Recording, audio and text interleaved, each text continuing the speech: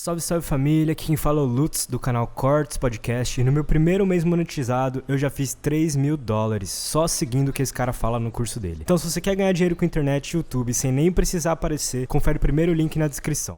Dentro desse tema ainda, vocês sempre foram pessoas persuasivas? Cara, posso falar? Sim. Eu ia falar Entrando sobre... um pouco nessa história, assim. Eu vou dizer... Nasceu com você eu no sei berçário? Eu sei Já tava lá falando pro pro outra criança. Cara, eu sei exatamente quando eu aprendi persuasão. Quando Exatamente. Foi recente eu descobri isso. Quando eu tinha 9 anos, mais ou menos, meus pais se separaram. A minha mãe foi se mudar... A gente morava em Curitiba, no Paraná, e a gente se mudou para Santa Catarina, eu e minha mãe. A gente morava numa casa incrível, uma mansão, vamos dizer assim. Meu pai tinha grana e tal, torneiras, tipo, banhadas a ouro, nesse nível. E a gente saiu de lá e foi morar numa garagem, literalmente uma garagem onde guardava carro. Meu vô, que é pai do meu pai, emprestou pra minha mãe morar. A gente morou 3 anos nessa garagem. Pra você ter uma noção, era uma garagem que era um bar também, misturado com bar, então tinha uma mesa de sinuca na sala da minha casa, assim. Meu pai ficou 8 meses sem me ver. E eu, normal, criança ali e tal, normal. E quando ele foi me ver... Ele saiu comigo, me levou para almoçar em restaurantes ali, era Itajaí, então do lado de Itajaí, quem conhece, tem Balneário Camboriú, que é uma cidade muito massa. Então ele me levou para passear ali, em comer restaurante e tudo mais, me levou para dormir no hotel, nunca tinha dormido no hotel na vida. E quando eu cheguei em casa... Você tinha 9 anos? Tinha 9 anos. 9 para 10, né? Quando eu cheguei em casa, eu cheguei feliz em casa, falando assim, mãe, cara, foi muito incrível tudo que aconteceu e tudo mais. E o estado de humor da minha mãe mudou completamente no momento que ela me viu feliz. Ela alucinou, ficou maluca. Você tá feliz por ter com esse cara que destruiu nossa vida e tudo mais. Eu tô separada, estamos aqui morando nessa garagem, você tá feliz e tudo mais. Mano, ela ficou tão nervosa que ela chegou a falar assim, então vai morar com ele. Comigo eu não quero que mais você more. Né? E eu, criança ingênua, pensei... O meu pai não vai querer que eu more com ele. Eu conheço meu pai, ele não vai querer que eu more com ele. Ele quer tocar a vida dele. E minha mãe não quer mais que eu more com ela. Eu me vi literalmente morando na rua. Eu falei, cara, ela vai arrumar minhas coisas, porque ela já começou a se movimentar e tal. Vai morar com seu pai agora. Meu pai não vai me aceitar, vou morar na rua. Mendigo, vou virar. E aí eu entrei em desespero. Arquétipo do mendigo. Como eu disse no episódio anterior, sempre em pauta e tá dando certo na sociedade aí. Tem gente usando. A pessoa não tá entendendo nada, mas quem é assíduo aqui no Instagram, no YouTube vai entender. Cara, e aí o que aconteceu? Bom, as coisas esfriaram. Depois de algumas horas eu descobri que eu não ia ser expulso de casa. Tudo se esfriou. E aí eu descobri que eu precisava lidar com a minha mãe do jeito que ela queria. Na outra vez que eu saí com meu pai de novo, eu voltei pra casa triste dessa vez, de propósito. Simulando triste, embora eu estivesse feliz. Né? E eu voltei triste, eu falei, poxa, mãe, que droga, né? Tem que sair com o pai, eu sou obrigado a sair porque é filho, né? Então, mas, nossa, tem como você dar um jeito pra eu não sair mais com ele, é muito chato ele, né? Aquele jeito dele é muito chato. E eu continuei a sair com meu pai. E aí eu aprendi, cara, e na verdade, sim, a minha vida, né, eu sou o último filho, uma treta, sabe? Meus irmãos, tudo muito mais velho que eu. Então, os meus pais, eles me tratavam como se fosse um boneco. E agente secreto também, tipo, agente duplo eu era. Eu tinha que contar coisas da minha mãe pro meu pai, coisas do meu pai pra minha mãe. Só que eu não podia contar pro meu pai coisas grandes o suficiente que quisesse ligar pra minha mãe, porque senão eu tomava um pau também. Mas eu precisava alimentar ele com alguma informação.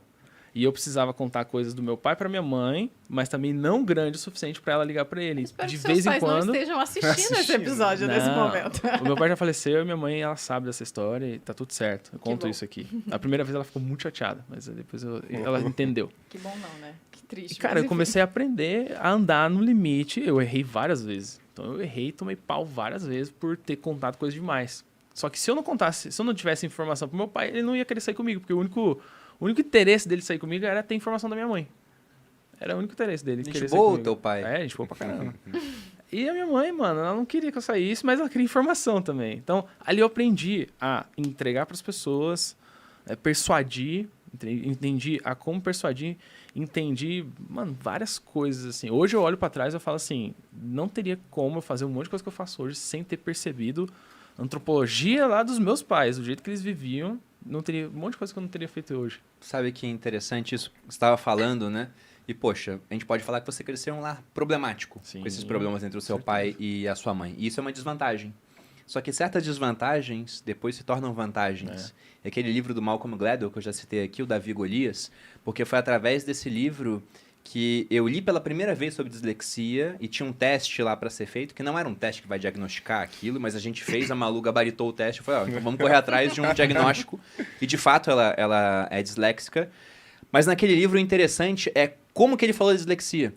Era uma moça que trabalhava com isso, não sei se ela era psicóloga, psiquiatra, mas ela foi dar uma palestra para CEOs e donos de empresas sobre a importância de contratar pessoas que têm distúrbios de aprendizagem.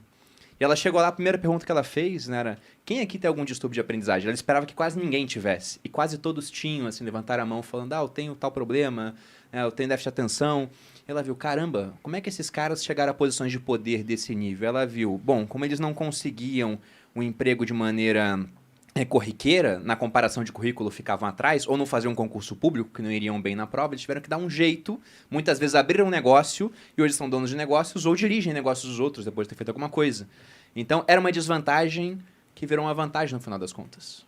Bem interessante. E com a sua história de vida também. Mas o que eu ia dizer era que o Bruno é uma pessoa muito persuasiva e sempre foi, tá? Eu não acho que sempre fui. Eu tenho aqui na minha cabeça o quando. É que você me conheceu, já era. Ah, então. Você me conheceu, já era. Inclusive, pegava todas as mulheres da balada, só persuasindo as mulheres. Olha aí, ó. É verdade, hoje não. Mas depois eu falo Tinha disso. técnicas. Depois eu falo disso. Quando é que foi o teu? Esperto. Cara, óbvio que não, né? Não nasci persuasivo, né? Eu sempre fui uma criança que brincava sozinha e bem introspectiva, tímida pra caramba. E de poucos amigos, assim, né? Não porque eu não era uma criança chata, mas era um nerdola que gostava de mais tecnologia numa época que não tinha tanta tecnologia. Mas eu aprendi cedo ali, meu pai é muito empreendedor, assim, vou dizer muito negociante, né? Acho que ele teve muita iniciativa, pouca acabativa com as coisas. Mas eu via um alto poder de convencimento das pessoas que meu pai tem, né? Meu pai foi morador de rua, vendia bala no trem. E foi uma história que o que você falou, né? Aquela dificuldade da vida dele na infância e adolescência dele fez com que ele aprendesse algumas coisas de forma prática, né? Talvez um pouco mais duro, de forma mais dura, né? Do que você perguntar para alguém que sabe daquele tema. Mas eu via aquilo, e aí quando meus pais se separaram, eu também era muito novo, eu me vi numa situação que eu já tinha um desejo, assim, de empreender, porque eu via meu pai fazendo isso, né? Um monte de negócio e etc e tal.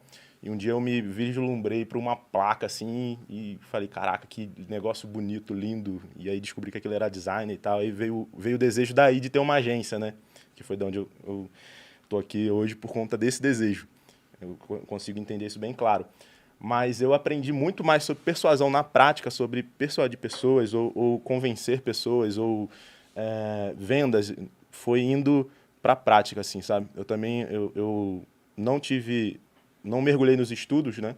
Eu abandonei os estudos no primeiro ano do ensino médio, depois eu terminei, assim, porque muita gente ficou me enchendo o saco para ter um diploma, e eu já via que aquilo não fazia sentido para mim, porque eu já estava na prática, 18 anos eu saí de casa, já tinha aberto uma primeira empresa e tal, um primeiro negócio.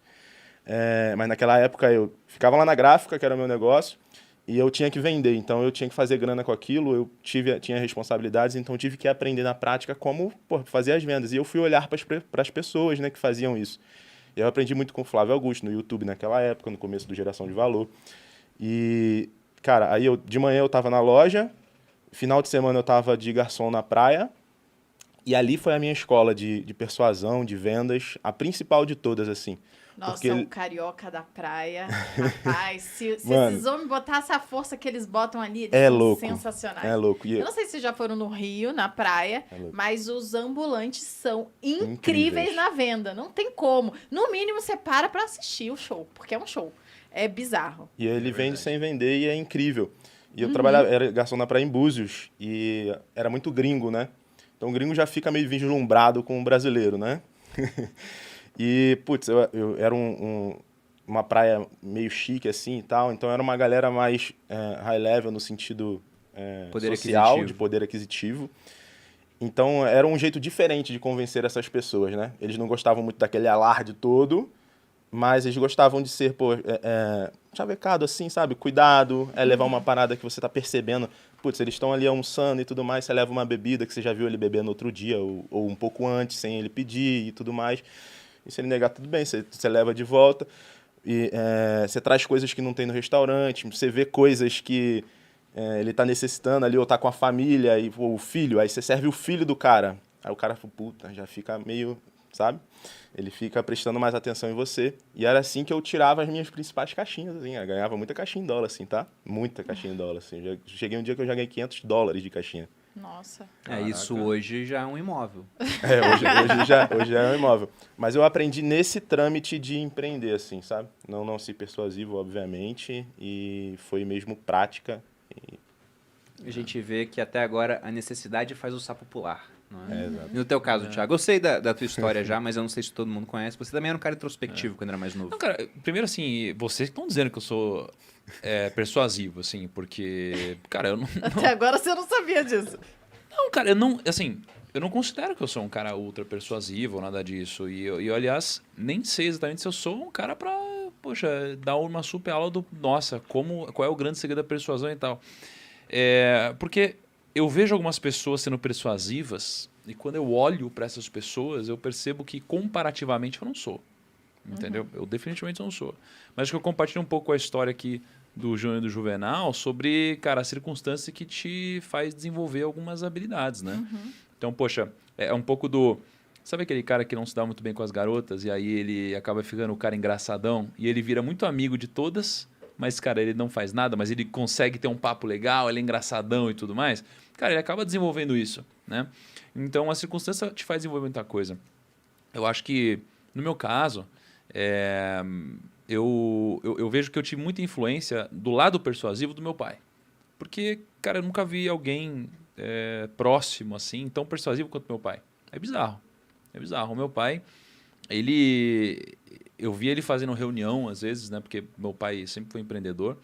Eu via ele fazendo reunião e era um show. Eu não conseguia entender como ele conseguia gerar um rapport, né? Eu estou falando tecnicamente, na época eu não sabia, mas como ele gera um rapport com as pessoas numa reunião, como ele conseguia levar as pessoas para a direção que ele queria, e etc. e tudo mais. Então, acho que eu acabei modelando isso, mesmo que sem saber um pouco, né? Mas, para mim, cara, eu considero que eu não sou um cara persuasivo. Eu considero que eu sou um cara carinhoso e verdadeiro, né? Porque, cara, quando eu tô conversando com as pessoas, assim, eu acho que eu sou um cara leve numa conversa. Não quando eu tô bravo, que é raro, mas, assim, eu sou um cara carinhoso e verdadeiro. Então, putz, eu realmente quero alguma coisa, e aí eu misturo o carinho com a verdade e um pouco da criança mimada que habita em mim. Sabe? Tipo, eu quero isso. Então, eu quero isso, eu quero isso, eu quero isso. E eu acabo persuadindo porque eu quero muito isso, não porque eu sou um cara bom na persuasão. Porque eu sempre, geralmente, quero as coisas que eu quero mais que todo mundo. Eu sou um cara muito intenso. Eu quero muito, mas quando eu não quero também, eu cago. Né? E eu mudo de interesse muito rápido. Eu sou um cara que tem um pouco de ansiedade. Né? Descontei isso na comida durante muito tempo, por exemplo. Então, eu acho que o fato de eu querer mais que a maioria das pessoas as poucas coisas que eu quero, misturados com a verdade, né? E um pouco desse carinho, que eu sou um cara mais leve assim com as pessoas e tudo mais, e as pessoas às vezes acham que isso daqui é sacanagem que eu estou fazendo porque tem alguma agenda oculta, entendeu? Mas é isso mesmo. Eu acho que me ajudam a persuadir, né? Pelo que vocês estão falando. E no meu caso, eu compartilhei um pouco da história deles e modelei meu pai, mas